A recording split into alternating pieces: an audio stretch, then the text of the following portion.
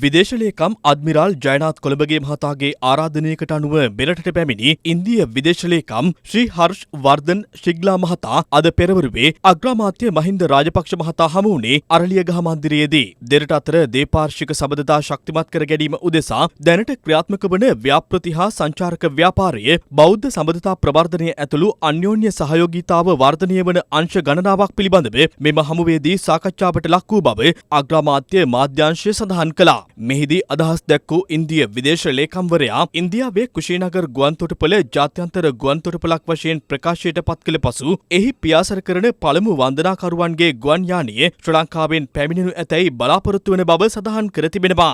දෙරටේ එන්නත් කරන ක්‍රියාවලිය ඉතා හොඳින් ක්‍රියාත්මක වන බැවින් නැවත සංචාරක කටයුතු ආරම්භ කිරීමේ වැදගත්කම පිළිබඳව ඉන්දිය විදේශ ලේකම්වරයාගේ අවධානයට යොමු වුණා. මේ අතර ඉන්දිය සහයෝගය ඇතිව මෙරට සිදු කරන සංවර්ධන ව්‍යාපෘති ආරම්භ කිරීමේ උත්සවයටද ඉන්දිය විදේශ ලේකම්වරයා එක් වුණා. අරලියගහ මන්දිරයේ පැවති මෙම උත්සවයට අමාත්‍යවරුන් කිහිප දෙනෙකු එක්ව සිටියා. එහිදී ඉන්දිය විදේශ ලේකම්වරයා සඳහන් කළේ තමන් ඊයේ දිනයේදී සිදු කළ සංචාරවලදී ජනතා කේන්ද්‍රීය ව්‍යාපෘති ගණනාවක සාර්ථකභාවය දුටු බවයි. The last few years have seen a very comprehensive level of positive development in the relationship. Yesterday, I had the pleasure of visiting Trincomalee and Jaffna, where I saw the Jaffna Cultural Center, an iconic state-of-art project which has been constructed with Indian assistance. These places vividly recount the shared cultural heritage of the two countries and our strong development partnership. India and Sri Lanka have seen major disruptions to the economies by the devastating COVID pandemic. As we seek rapid socio-economic recovery for our respective countries, it is important to work together to strengthen our economic partnership and to deepen our time-tested bilateral ties founded on the principles of mutual benefit, mutual understanding, and a common purpose defined by good neighborly relations. I am confident that in my in-depth discussions during this visit, will contribute towards jointly confronting the common economic and security challenges and to assess the opportunities and chart a new collaborative way forward. I thank you very much. Namaskar.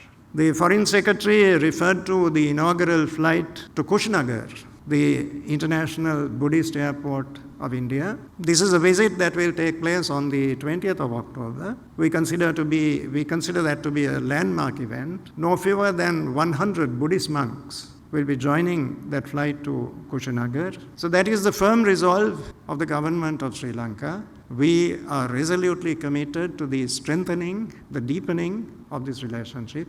We thank the government of India for all the assistance that they have given us in difficult times, including the COVID-19 pandemic, and we look forward to even more intense and greater collaboration between our two countries. Thank you very much.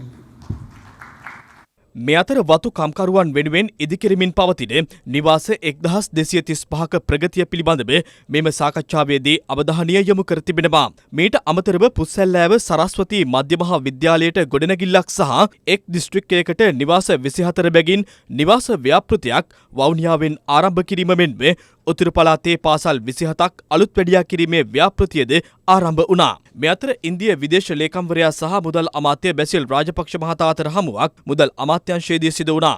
දීපාර්ශ්වීය සබඳතා තවදුරටත් ශක්තිමත් කර ගනිමින් පවතින ලෝක තත්ත්වයට මුහුණ දීම පිළිබඳව මෙම හමුවේදී දීර්ඝ වශයෙන් සාකච්ඡා කර තිබෙනවා. කොවිඩ් වසංගතය හමුවේ කලාපීය බලවතෙකු ලෙස ඉන්දියාව ශ්‍රී ලංකාවට ලබා දෙමින් සිටින සහාය මෙහිදී මුදල් අමාත්‍ය බැසිල් රාජපක්ෂ මහතා විසින් අගය කෙරුණා. අන්‍යෝන්‍ය ආબોධයෙන් තවදුරටත් එම සබඳතා ශක්තිමත් කර ගැනීමට බලාපොරොත්තු වන බවයි එහිදී මුදල් අමාත්‍යවරයා සඳහන් කර ඇත්තේ. කොවිඩ් වසංගත තත්ත්වය හමුවේ පීඩාවට පත් මෙරට ආර්ථික ශේෂ්ත්‍රය නගා සිටුවීමට අවශ්‍ය සහාය ලබා දීමට සූදානම් බව ඉන්දිය විදේශ ලේකම්වරයා මෙහිදී මුදල් අමාත්‍යවරයාට සඳහන් කර තිබෙනවා. මේ අතර ඉන්දිය විදේශ ලේකම්වරයා සහ දෙමළ ජාතික සන්ධානය අතර සාකච්ඡාවක් ඉන්දිය මහ කොමසාරිස් නිල නිවසේදී අද පස්වරුවේ පැවැත්වුණා. 13 වෙනි සංශෝධනය මුළුම්ම ක්‍රියා කරන්නටත් ඊට එහාටත් ගිහිල්ලා බලය බෙදීම ක්‍රමය අර්ථවත් කරන්නටත් ශ්‍රී ලංකා රජයේ වතාවක් ඉන්දියාවට පොරොන්දු දී තියෙන බවත් ඒක ඉටු කරන්න ඕනේ කියලා ඉන්දියාගේ මතය ප්‍රකාශ කරා කියලා අපිට කිව්වා. අපිත් ඒ මතේ ඉන්නේ දිගටම ඉදිරියටත් ඒ වගේ අපිත් එක්ක ඉඳලා දෙමළ ජාතික ප්‍රශ්නයට විසඳීමක් හරි විසඳීමක් හොයන්න තෙක් අපිට ඒ සහය දෙනවා කියලා අපිට පොරොන්දුවක් දුන්නා. එම සාකච්ඡාවෙන් අනතුරුව දෙමළ ප්‍රගතිශීලී සන්ධානයේ සමාජිකින් ඉන්දිය විදේශ ලේකම්වරයා හමු වී සාකච්ඡා පැවැත්වුවා.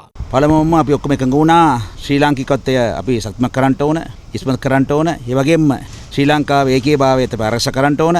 ශ්‍රී ලංකා රජය සහ ආණ්ඩුව සමග සාකච්ඡාවෙන් අපි රටේ ප්‍රශ්න විසඳ ගන්න ඕන. ඒ අවස්ථාවේදී අපි දකුණේ ජීවත් වෙන දෙමළ ජනතාව නියෝජනය කරන අපි ශ්‍රී ලංකාවේ රජයටත් ශ්‍රී ලංකාවේ ජීවත් වෙන සිංහල ජනතාවටත් ඒ වගේ ඉන්දියා රජයටත් ඉන්දියාවේ ජීවත් වෙන ජනතාවට අතර පාලමකට ක්‍රියාත්මක කරන්න ඕන කියලා අපි සාකච්ඡා කරා.